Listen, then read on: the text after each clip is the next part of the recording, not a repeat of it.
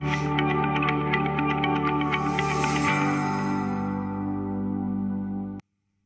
प्यारे देशवासियों, नमस्कार। नए विषयों के साथ, नए प्रेरक उदाहरणों के साथ, नए नए संदेशों को समेटते हुए एक बार फिर मैं आपसे मन की बात करने आया हूं। जानते हैं, इस बार मुझे सबसे ज्यादा चिट्ठियां और संदेश किस विषय को लेकर मिली है। ये विषय ऐसा है जो इतिहास, वर्तमान और भविष्य तीनों से जुड़ा हुआ है। मैं बात कर रहा हूं देश को मिले नए प्रधानमंत्री संग्रहालय की।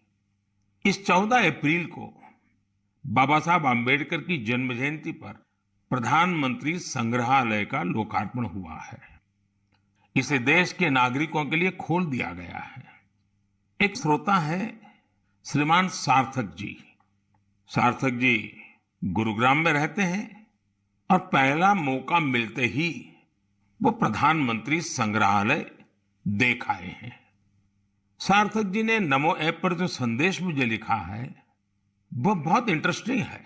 उन्होंने लिखा है कि वो बरसों से न्यूज चैनल देखते हैं, अखबार पढ़ते हैं, सोशल मीडिया से भी कनेक्टेड हैं। इसलिए उन्हें लगता था कि उनकी जनरल नॉलेज काफी अच्छी होगी। लेकिन जब वे पीएम संग्रहालय गए तो उन्हें बहुत हैरानी हुई। उन्हें महसूस हुआ कि वे अपने देश और देश का नेतृत्व करने वालों के बारे में काफी कुछ जानते ही नहीं हैं। उन्होंने पीएम संग्रहालय की कुछ ऐसी चीजों के बारे में लिखा है जो उनकी जिज्ञासा को और बढ़ाने वाली थी। जैसे उन्होंने लाल बहादुर शास्त्री जी का वो चरखा देखकर बहुत खुशी हुई जो उन्हें ससुराल से उपहार में मिला था। उन्होंने शास्त्री जी की पासबुक भी देखी और यह भी देखा कि उनके पास कितनी कम बचत थी। सार्थक जी ने लिखा है कि उन्हें यह भी नहीं पता था कि मोरारजी भाई देसाई स्वतंत्रता संग्राम में शामिल होने से पहले गुजरात में डिप्टी कलेक्टर थे। प्रशासनिक सेवा में उनका एक लंबा कैरियर रहा था। सार्थक जी चौधरी चरण सिंह जी के विषय में वो लिखते हैं कि उन्हें पता ही नहीं था कि जमींदारी उन्मूलन के क्षेत्र में चौधरी चरण सिंह जी का बहुत बड़ा योगदान था। इतना ही नहीं, वे आगे लिखते हैं, जब लैंड रिफॉर्म के विषय में वहां मैंने देखा कि श्रीमान PV Narasimha Rao ji land reform के काम में बहुत गहरी रुचि लेते थे। सार्थक जी को भी इस म्यूजियम में आकर ही पता चला कि चंद्रशेखर जी ने 4000 किलोमीटर से अधिक पैदल चलकर ऐतिहासिक भारत यात्रा की थी। उन्होंने जब संग्रहालय में उन चीजों को देखा जो अटल जी उपयोग करते थे, उनके भाषणों को सुना, तो वो गर्व से भर उठे थे।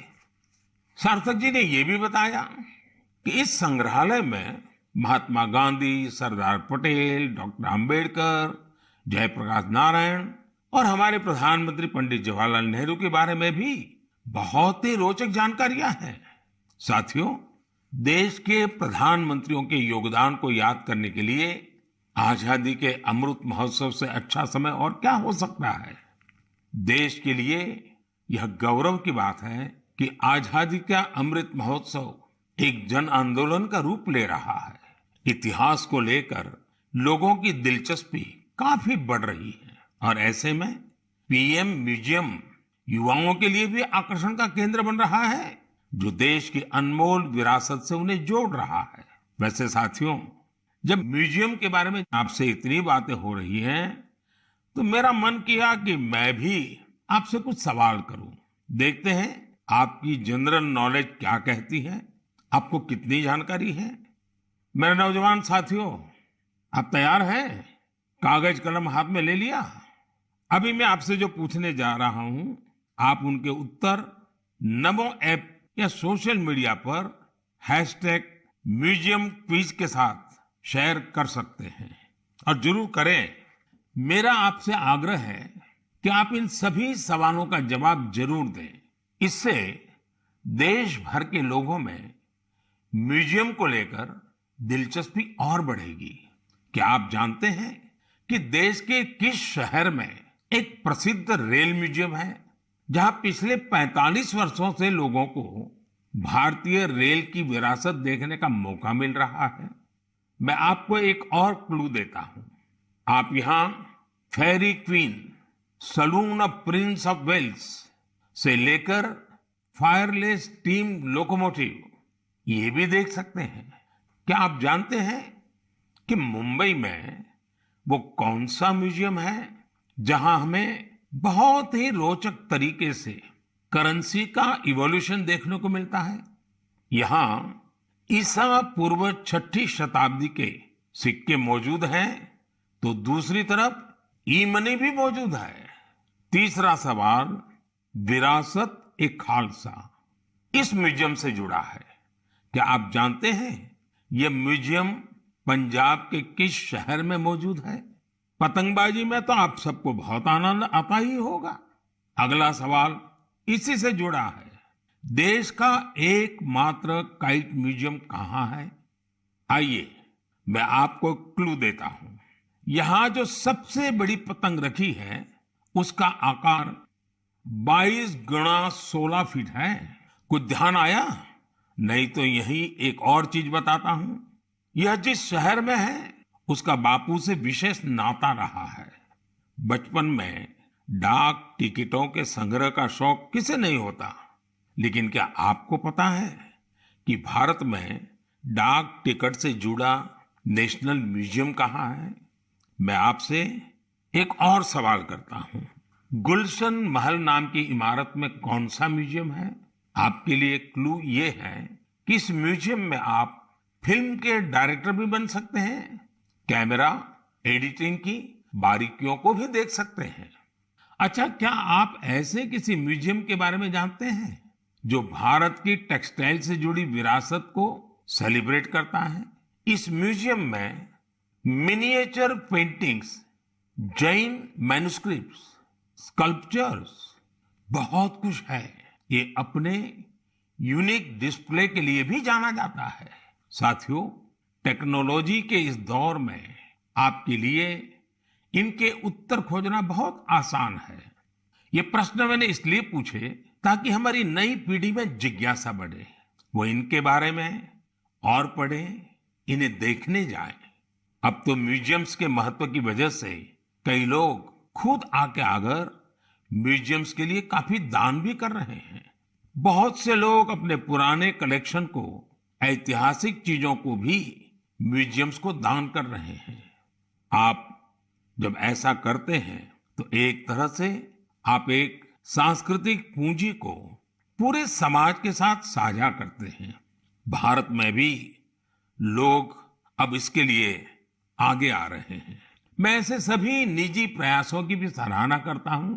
आज बदलते हुए समय में और कोविड प्रोटोकॉल्स की वजह से संग्रहालयों में नए तौर तरीके अपनाने पर जोर दिया जा रहा है। म्यूजियम्स में डिजिटाइजेशन पर भी फोकस बढ़ा है। आप सब जानते हैं कि 18 मई को पूरी दुनिया में इंटरनेशनल म्यूजियम डे मनाया जाएगा। इसे देखते हुए अपने युवा साथियों के लिए मेरे पास एक आइडिया है। क्यों ना आने वाली छुट्टियों में आप अपने दोस्तों की मंडली के साथ किसी स्थानीय म्यूजियम को देखने जाएं। आप अपना अनुभव #म्यूजियम मेमोरीज के साथ जरूर साझा करें। आपके ऐसा करने से दूसरों के मन में भी संग्रहालयों को लेकर जिज्ञासा जगेगी।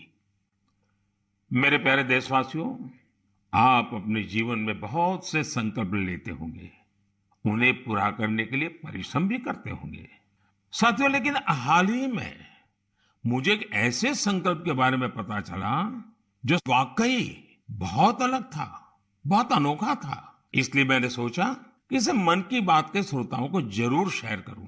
साथियों, क्या आप सोच सकते हैं कि कोई अपने घर से ये संकल्प लेकर निकले कि वो आज दिन भर पूरा शहर घूमेगा और एक भी पैसे का लेन देन कैश में नहीं करेगा, नकद में नहीं करेगा।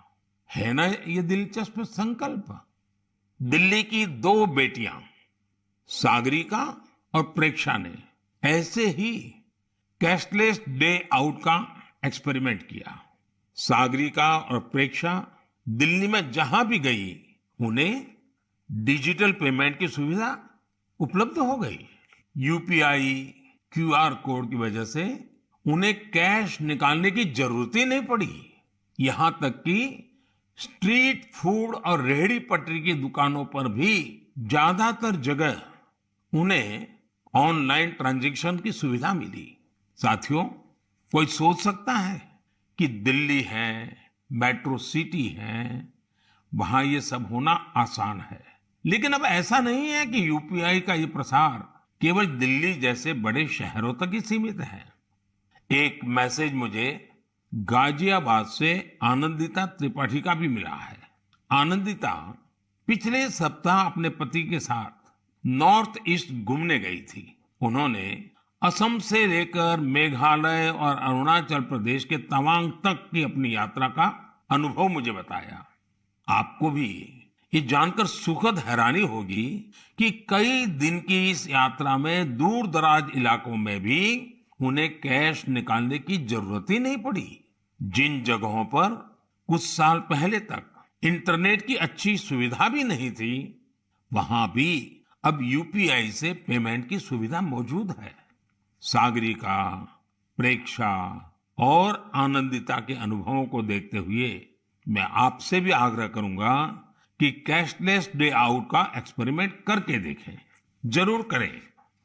साथियों, पिछले कुछ सालों में भीम यूपीआई तेजी से हमारी इकोनॉमी और आदतों का हिस्सा बन गया है।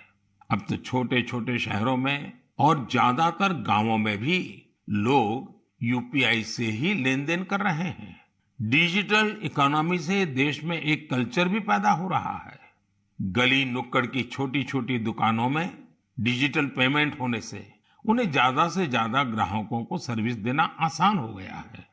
उन्हें अब खुले पैसों की भी दिक्कत नहीं होती। आप भी यूपीआई की सुविधा को रोजमर्रा के जीवन में महसूस करते होंगे। कहीं भी गए, कैश ले जाने का, बैंक जाने का, एटीएम खोजने का झंझट ही खत्म। मोबाइल से ही सारे पेमेंट हो जाते हैं। लेकिन क्या आपने कभी सोचा है कि आपके इन छोटे छोटे ऑनलाइन पेमेंट से देश में कितनी बड़ी डिजिटल इकोनॉमी तैयार हुई है? इस समय हमारे देश में करीब 20,000 करोड़ रुपए के ट्रांजैक्शन हर दिन हो रहे हैं। पिछले मार्च के महीने में तो यूपीआई ट्रांजैक्शन करीब 10 लाख करोड़ रुपए तक पहुंच गया। इससे देश में सुविधा भी बढ़ रही है और ईमानदारी का माहौल भी बन रहा है। अब तो देश में फिनटेक से जुड़े कई नए स्टार्टअप भी आगे बढ़ रहे हैं। मैं चाहूंगा कि अगर आपके पास भी डिजिटल पेमेंट और स्टार्टअप इकोसिस्टम की इस ताकत से जुड़े अनुभव है, तो उन्हें साझा करिए। आपके अनुभव दूसरे कई और देशवासियों के लिए प्रेरणा बन सकते हैं। मेरे प्यारे देशवासियों, टेक्नोलॉजी की ताकत कैसे सामान्य लोगों का जीवन बदल रही है, ये हमें हमारे आसपास लगातार नजर आ रहा है। टेक्नोलॉजी ने एक और बड़ा काम किया है। ये काम है दिव्यांग साथियों की असाधारण क्षमताओं का लाभ देश और दुनिया को दिलाना। हमारे दिव्यांग भाई बहन क्या कर सकते हैं, ये हमने टोक्यो पैरालंपिक्स में देखा है। खेलों की तरह ही आर्ट्स, एकेडमिक्स और दूसरे कई क्षेत्रों में दिव्यांग साथी कमाल कर रहे हैं। लेकिन जब इन साथियों को टेक्नोलॉजी की ताकत मिल जाती है, तो ये और भी बड़े मुकाम हासिल करके दिखाते हैं। इसलिए देश आजकल लगातार संसाधनों और इंफ्रास्ट्रक्चर को दिव्यांगों के लिए सुलभ बनाने के लिए लगातार प्रयास कर रहा है। देश में ऐसे कई स्टार्टअप्स और संगठन भी हैं जो इस दिशा में प्रेरणादायी काम कर रहे हैं। ऐसी एक संस्था है voice of specially abled people. ये संस्था असिस्टिव टेक्नोलॉजी के क्षेत्र में नए अवसरों को प्रमोट कर रही है। जो दिव्यांग कलाकार हैं उनके काम को दुनिया तक पहुंचाने के लिए भी एक इनोवेटिव शुरुआत की गई है। Voice of specially abled people के इन कलाकारों की पेंटिंग्स, इसकी डिजिटल आर्ट गैलरी तैयार की है। दिव्यांग साथी किस तरह असाधारण प्रतिभाओं के धनी होते हैं और उनके पास कितनी असाधारण क्षमताएं होती हैं, ये आर्ट गैलरी इसका एक उदाहरण है। दिव्यांग साथियों के जीवन में कैसी चुनौतियां होती हैं, उनसे निकलकर वो कहां तक पहुंच सकते हैं, ऐसे कई विषयों को इन पेंटिंग्स में आप महसूस कर सकते हैं। आप भी अगर किसी दिव्यांग साथी को जानते हैं, उनकी टैलेंट को जानते हैं, तो डिजिटल टेक्नोलॉजी की मदद से उसे दुनिया के सामने ला सकते हैं। जो दिव्यांग साथी हैं वो भी इस तरह के प्रयासों से जरूर जुड़े। मेरे प्यारे देशवासियों, देश के ज्यादातर हिस्सों में गर्मी बहुत तेजी से बढ़ रही है। बढ़ती हुई ये गर्मी पानी बचाने की हमारी जिम्मेदारी को भी उतना ही बढ़ा देती है। हो सकता है कि आप अभी जहां हो वहां पानी पर्याप्त मात्रा में उपलब्ध हो, लेकिन आपको उन करोड़ों लोगों को भी हमेशा याद रखना है जो जल संकट वाले क्षेत्रों में रहते हैं, जिनके लिए पानी की एक एक बूंद अमृत के समान होती है। साथियों, इस समय आजादी के 75वें साल में आजादी के अमृत महोत्सव में देश जिन संकल्पों को लेकर आगे बढ़ रहा है, उनमें जल संरक्षण भी एक है। अमृत महोत्सव के दौरान देश के हर जिले में 75 अमृत सरोवर बनाए जाएंगे। आप कल्पना कर सकते हैं कि कितना बड़ा अभियान है। वो दिन दूर नहीं जब आपके अपने शहर में 75 अमृत सरोवर होंगे। मैं आप सभी से और खासकर युवाओं से चाहूंगा कि वो इस अभियान के बारे में जानें और इसकी जिम्मेदारी भी उठाएं। अगर आपके क्षेत्र में स्वतंत्रता संग्राम से जुड़ा कोई इतिहास है, किसी सेनानी की स्मृति है, तो उसे भी अमृत सरोवर से जोड़ सकते हैं। वैसे मुझे यह जानकर बहुत अच्छा लगा कि अमृत सरोवर का संकल्प लेने के बाद कई स्थलों पर इस पर तेजी से काम शुरू हो चुका है। मुझे यूपी के रामपुर की ग्राम पंचायत पटवाई के बारे में जानकारी मिली है। वहां पर ग्राम सभा की भूमि पर एक तालाब था, लेकिन वो गंदगी और कूड़े के ढेर से भरा हुआ था। पिछले कुछ हफ्तों में बहुत मेहनत करके स्थानीय लोगों की मदद से, स्थानीय स्कूली बच्चों की मदद से उस गंदे तालाब का कायाकल्प हो गया है। अब उस सरोवर के किनारे रिटेनिंग वॉल, चार दीवारी, फूड कोर्ट, फव्वारे और लाइटिंग भी न जाने क्या क्या व्यवस्थाएं की गई हैं। मैं रामपुर की पटवाई ग्राम पंचायत को, गांव के लोगों को, वहां के बच्चों को इस प्रयास के लिए बहुत बहुत बधाई देता हूं। साथियों, पानी की उपलब्धता और पानी की किल्लत ये किसी भी देश की प्रगति और गति को निर्धारित करते हैं। आपने भी गौर किया होगा कि मन की बात में मैं स्वच्छता जैसे विषयों के साथ ही बार बार जल संरक्षण की बात जरूर करता हूं। हमारे तो ग्रंथों में स्पष्ट रूप से कहा गया है, पानीयम परमम लोके जीवानाम जीवनम समृतम, अर्थात संसार में जल ही हर एक जीव के जीवन का आधार है और जल ही सबसे बड़ा संसाधन भी है। इसलिए तो हमारे पूर्वजों ने जल संरक्षण के लिए इतना जोर दिया। वेदों से लेकर पुराणों तक हर जगह पानी बचाने को, तालाब, सरोवर आदि बनवाने को मनुष्य का सामाजिक और आध्यात्मिक कर्तव्य बताया गया है। वाल्मीकि रामायण में जल स्रोतों को जोड़ने पर, जल संरक्षण पर विशेष जोर दिया गया है। इसी तरह इतिहास के स्टूडेंट जानते होंगे, सिंधु, सरस्वती और हड़प्पा सभ्यता के दौरान भी भारत में पानी को लेकर कितनी विकसित इंजीनियरिंग होती थी। प्राचीन काल में कई शहर में जल स्रोतों का आपस में इंटरकनेक्टेड सिस्टम होता था। और ये वो समय था जब जनसंख्या उतनी नहीं थी, प्राकृतिक संसाधनों की किल्लत भी नहीं थी, एक प्रकार से विपुलता थी। फिर भी जल संरक्षण को लेकर तब जागरूकता बहुत ज्यादा थी।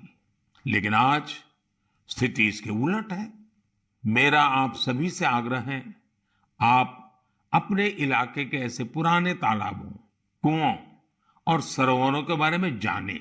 अमृत सरोवर अभियान की वजह से जल संरक्षण के साथ साथ आपके इलाके की पहचान भी बनेगी। इससे शहरों में, मोहल्लों में स्थानीय पर्यटन के स्थल भी विकसित होंगे। लोगों को घूमने फिरने की भी एक जगह मिलेगी। साथियों, जल से जुड़ा हर प्रयास हमारे कल से जुड़ा है। इसमें पूरे समाज की जिम्मेदारी होती है।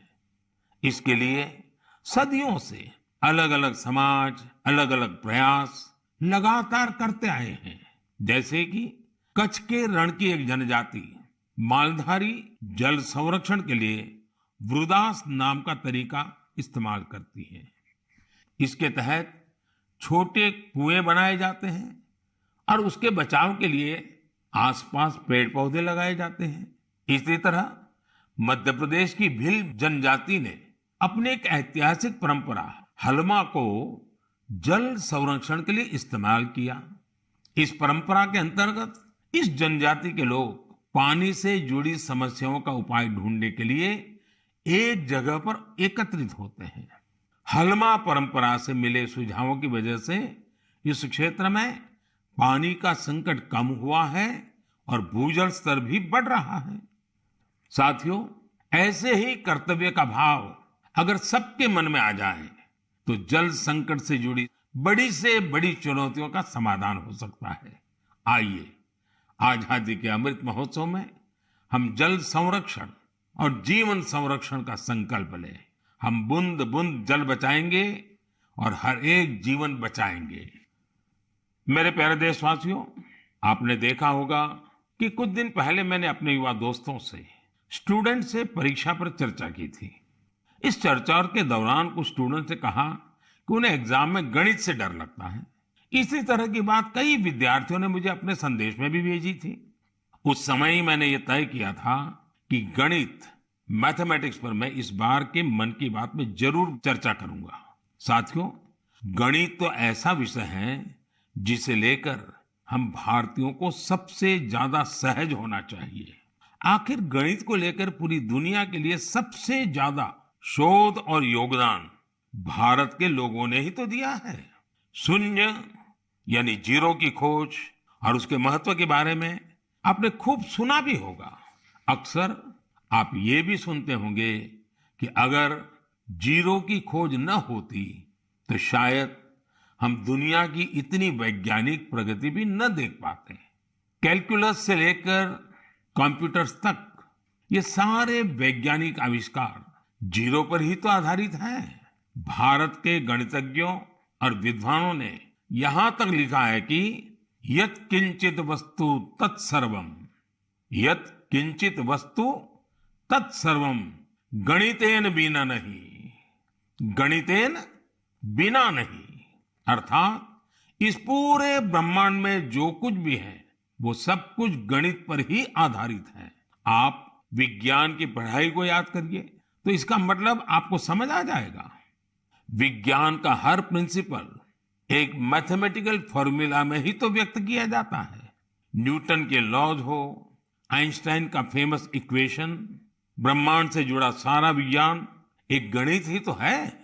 अब तो वैज्ञानिक भी थियरी ऑफ एवरीथिंग की चर्चा करते हैं, यानी एक ऐसा सिंगल फॉर्मूला जिससे ब्रह्मांड की हर चीज को अभिव्यक्त किया जा सके।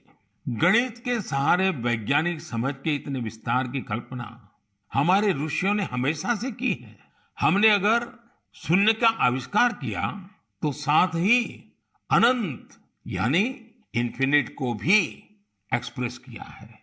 सामान्य बोलचाल में जब हम संख्याओं और नंबर्स की बात करते हैं तो मिलियन, बिलियन और ट्रिलियन तक बोलते और सोचते हैं, लेकिन वेदों में और भारतीय गणित में ये गणना बहुत आगे तक जाती है। हमारे यहाँ एक बहुत पुराना श्लोक प्रचलित है, एकम दशम शतम चैव सहस्त्रम अयुतम तथा लक्ष्यम च नियुतम चैव कोटि ही अर्बुदम एव च वृंदम खर्वो निखर्व च शंख पद्म च सागर अंत्यम मध्यम परार्ध च दश वृद्धा यथाक्रमम। इस श्लोक में संख्याओं का ऑर्डर बताया गया है, जैसे कि 1, 10, 100, 1000 और अयूत, लाख, नियुत और कोटि यानी करोड़। इसी तरह यह संख्या जाती है शंख, पद्म और सागर तक। एक सागर का अर्थ होता है कि 10 की पावर 57। यही नहीं, इसके आगे भी ओघ और महोघ जैसी संख्याएं होती हैं। एक महोघ होता है 10 की पावर 62 के बराबर, यानी एक के आगे 62 शून्य, 62 जीरो। हम इतनी बड़ी संख्या की कल्पना भी दिमाग में करते हैं तो मुश्किल होती है, लेकिन भारतीय गणित में इनका प्रयोग हजारों सालों से होता आ रहा है। अभी कुछ दिन पहले मुझसे इंटेल कंपनी के सीईओ मिले थे।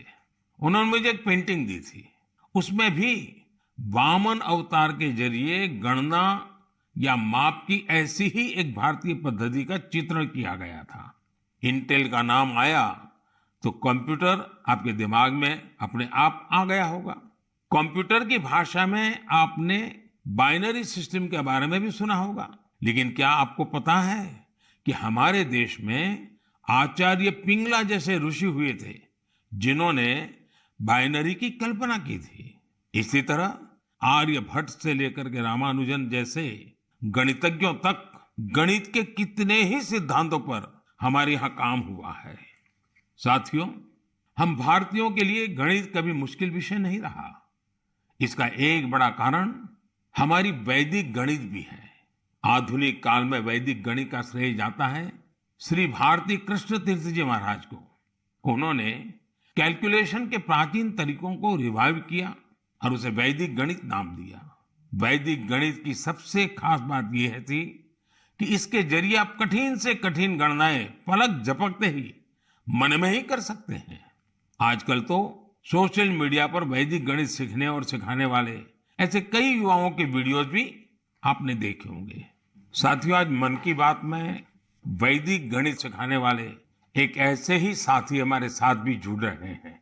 ये साथी हैं कोलकाता के गौरव टेकरीवाल जी, और वो पिछले 2-2.5 दशक से वैदिक मैथमेटिक इस मूवमेंट को बड़े समर्पित भाव से आगे बढ़ा रहे हैं। आइए उनसे ही कुछ बातें करते हैं। गौरव जी, नमस्ते। नमस्ते सर। मैंने सुना है कि आप वैदिक मैथ्स के लिए काफी रुचि रखते हैं, बहुत कुछ करते हैं। तो पहले तो मैं आपके विषय में कुछ जानना चाहूंगा और बाद में इस विषय में आपकी रुचि कैसे है, जरा मुझे बताइए। सर, मैं 20 साल पहले जब बिजनेस स्कूल के लिए अप्लाई कर रहा था तो उसकी कॉम्पिटिटिव एग्जाम होती थी जिसका नाम है कैट। उसमें बहुत सारे गणित के सवाल आते थे जिसको कम समय में करना पड़ता था। तो मेरी माँ ने मुझे एक बुक लाकर दिया जिसका नाम था वैदिक गणित। स्वामी श्री भारती कृष्ण तीर्थ जी महाराज ने वो बुक लिखी थी और उसमें उन्होंने 16 सूत्र दिए थे जिसमें गणित बहुत ही सरल और बहुत ही तेज हो जाता था।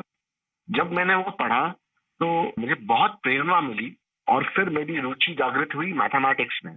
मुझे समझ में आया कि ये सब्जेक्ट जो भारत की देन है, जो हमारी धरोहर है, उसको विश्व के कोने कोने में पहुंचाया जा सकता है। तब से मैंने इसको एक मिशन बनाया कि वैदिक गणित को विश्व के कोने कोने में पहुंचाया जाए, क्योंकि गणित की डर सब हर जन को सताती है और वैदिक गणित से सरल और क्या हो सकता है। गौरव जी, कितने सालों से आप इसमें काम कर रहे हैं? मुझे आज हो गए करीबन 20 साल सर, मैं उसमें ही लगा हुआ हूँ। और अवेयरनेस के लिए क्या करते हैं, क्या क्या प्रयोग करते हैं, कैसे जाते हैं लोगों के पास? हम लोग स्कूल्स में जाते हैं, हम लोग ऑनलाइन शिक्षा देते हैं, हमारी संस्था का नाम है वैदिक मैथ्स फोरम इंडिया। उस संस्था के तहत हम लोग इंटरनेट के माध्यम से 24 घंटे वैदिक मैथ्स पढ़ाते हैं सर। गौरव जी, आप तो जानते हैं मैं लगातार बच्चों के साथ बातचीत करना पसंद भी करता हूं और मैं अवसर ढूंढता रहता हूं। और एग्जाम वॉरियर से तो मैं बिल्कुल एक प्रकार से मैंने उसको इंस्टीट्यूशनलाइज कर दिया है। और मेरा भी अनुभव है कि ज्यादातर जब बच्चों से बात करता हूं तो गणित का नाम सुनते ही वो भाग जाते हैं। और तो मेरी कोशिश यही है कि ये बिना कारण जो एक हाव पैदा हुआ है उसको निकाला जाए, ये डर निकाला जाए। और छोटी छोटी टेक्निक जो परंपरा से है, क्योंकि भारत गणित के विषय में कोई नया नहीं है, शायद दुनिया में पुरातन परंपराओं में भारत के पास गणित की परंपरा रही है। तो एग्जाम वॉरियर को डर निकालना है तो आप क्या कहेंगे उनको? सर ये तो सबसे ज्यादा उपयोगी है बच्चों के लिए, क्योंकि एग्जाम का जो डर होता है, जो हवा हो गया है हर घर में, एग्जाम के लिए बच्चे ट्यूशन लेते हैं, पेरेंट्स परेशान रहते हैं, टीचर्स भी बहुत परेशान होते हैं। तो वैदिक गणित से ये सब छू मंतर हो जाता है। इस साधारण गणित की अपेक्षा में वैदिक गणित 1500% तेज है और इससे बच्चों में बहुत कॉन्फिडेंस आता है और दिमाग भी तेजी से चलता है। जैसे हम लोग वैदिक गणित के साथ योग भी इंट्रोड्यूस किए हैं, जिससे कि बच्चे अगर चाहे तो आंख बंद कर भी कैलकुलेशन कर सकते हैं वैदिक गणित पद्धति के द्वारा। वैसे ध्यान की जो परंपराएं हैं उसमें भी इस प्रकार से गणित करना वो भी ध्यान का एक प्राइमरी कोर्स भी होता है। Right sir. चलिए गौरव जी, बहुत अच्छा लगा मुझे। और आपने मिशन मोड में इस काम को उठाया है और विशेष करके आपकी माताजी ने एक अच्छे गुरु के रूप में आपको ये रास्ते पर ले गई और आज आप लाखों बच्चों को उस रास्ते पर ले जा रहे हैं। मेरी तरफ से आपको बहुत बहुत शुभकामनाएं। शुक्रिया सर, मैं आपका आभार व्यक्त करता हूँ सर कि वैदिक गणित को आपने महत्व दिया और मुझे चुना सर, तो वी आर वेरी थैंकफुल। बहुत बहुत धन्यवाद। नमस्कार। नमस्ते सर। साथियों, गौरव जी ने बड़े अच्छे तरीके से बताया कि वैदिक गणित कैसे गणित को मुश्किल से मजेदार बना सकता है। यही नहीं, वैदिक गणित से आप बड़ी बड़ी साइंटिफिक प्रॉब्लम्स भी सॉल्व कर सकते हैं। मैं चाहूंगा सभी माता पिता अपने बच्चों को वैदिक गणित जरूर सिखाएं। इससे उनका कॉन्फिडेंस तो बढ़ेगा ही, उनके ब्रेन की एनालिटिकल पावर भी बढ़ेगी। और हाँ, गणित को लेकर कुछ बच्चों में जो भी थोड़ा बहुत डर होता है वो डर भी पूरी तरह समाप्त हो जाएगा। मेरे प्यारे देशवासियों, मन की बात में आज म्यूजियम से लेकर मैथ तक कई ज्ञानवर्धक विषयों पर चर्चा हुई। ये सब विषय आप लोगों के सुझावों से ही मन की बात का हिस्सा बन जाते हैं। मुझे आप इसी तरह आगे भी अपने सुझाव नमो ऐप और माय गॉव के जरिए भेजते रहिए। आने वाले दिनों में देश में ईद का त्योहार भी आने वाला है। 3 मई को अक्षय तृतीया और भगवान परशुराम की जयंती भी मनाई जाएगी। कुछ दिन बाद ही वैशाख बुद्ध पूर्णिमा का पर्व भी आएगा। ये सभी त्योहार संयम, पवित्रता, दान और सौहार्द के पर्व हैं। आप सभी को इन पर्वों की अग्रिम शुभकामनाएं। इन पर्वों को खूब उल्लास और सौहार्द के साथ मनाइए। इन सब के बीच आपको कोरोना से भी सतर्क रहना है। मास्क लगाना, नियमित अंतराल पर हाथ धुलते रहना, बचाव के लिए जो भी जरूरी उपाय है आप उनका पालन करते रहें। अगली बार मन की बात में हम फिर मिलेंगे और आपके भेजे गए कुछ और नए विषयों पर चर्चा करेंगे। तब तक के लिए विदा लेते हैं। बहुत बहुत धन्यवाद।